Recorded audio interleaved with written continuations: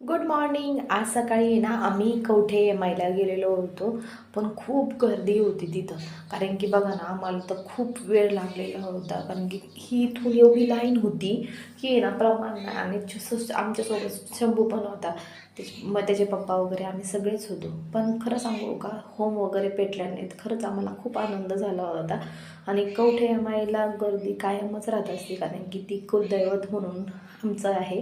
पण खरंच बघा, खूप आनंददायक वातावरण वाटत होतं. आणि त्यानंतर बघा, खूप प्रचंड गर्दी होती. आणि आमचा नंबर लागता लागता वेळ. आणि त्याच्यानंतर बघा, आम्ही दर्यापायी पाडळीला आलो. तिथं खूप सारे माकडं होते. माझ्या हातातनं तर पार ओटीचं सामानच घेऊन पळालं होतं ते. त्याच्यानंतर हे बसलेलं होतं, त्यानेच माझी ओटीचे सामान नेलेलं होतं. त्याचं फुटाणे वगैरे खायला खूप होतं तिथं. पण त्यांना ते खाऊन खाऊन कंटाळा आला. का वरती पण जाऊन बसलेला होता तो. आणि मी तर त्याच्याकडं पाहतच होते. दिसतो तसा नाही बाबा हा. प्रचंड वैताग दिला होता त्यांनी पण. बघा, किती सर्व लोक आलेले होते, फोटो वगैरे काढत होते. हे पण मंदिर खूप छान आहे बघण्यासारखं. हे पण पाटण तालुक्यामध्येच येतं.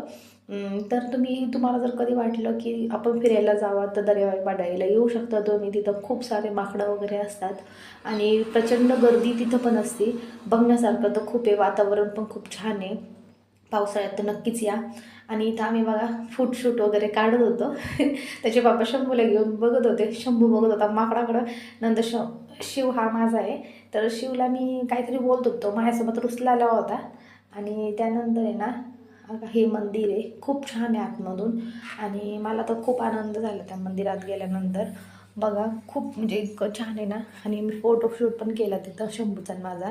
त्याच्यानंतर त्याचे पप्पा, मी, शिव आणि माझी मैत्रीण. खूप छान, मस्त. टाटा, बाय.